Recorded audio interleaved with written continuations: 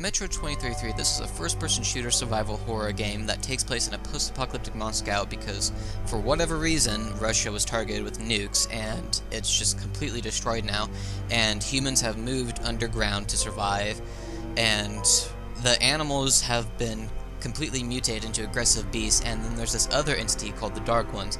Now, this game starts off with your base being attacked, and you need to go get help to be able to bring back, and I kind of got a Game of Thrones vibe because there's rangers and they have to go out there and do what rangers do, and it's not really a horror game. I mean, it's given that genre, but there was never really any scary vibe to it. I mean, there's times when, like, you have to rely on your flashlight or night vision goggles to go and get through very dark areas, and sometimes there'd be, like, these weird little noises, and you don't know what it is. Now, the game isn't bad, the combat and stuff was neat, standard first-person shooter, but I always felt like the guy that would be with me every once in a while wouldn't do a damn thing. He would just sit there, hide behind a little box and be like, "You got this, my friend, you go and do it." And I'm just like, really? You're gonna have me sneak through this whole area and take people out?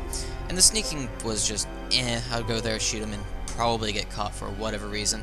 What made this game interesting was that there's very little stuff on the HUD, so it's whenever, you know, you get attacked, you'd be red and your health would regenerate.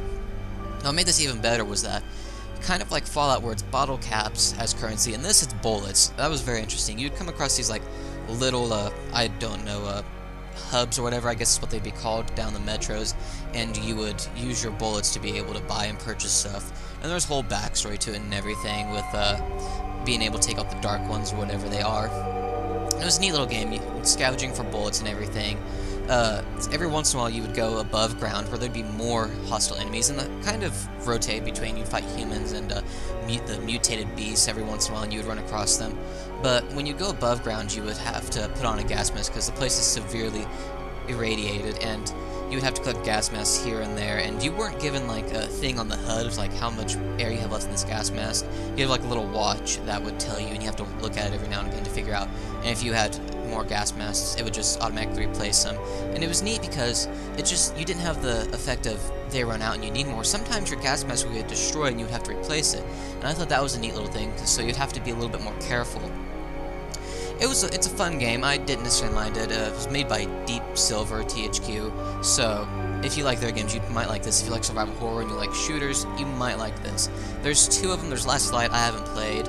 I'm assuming it's kind of the same idea, but it was a neat little game that you might enjoy.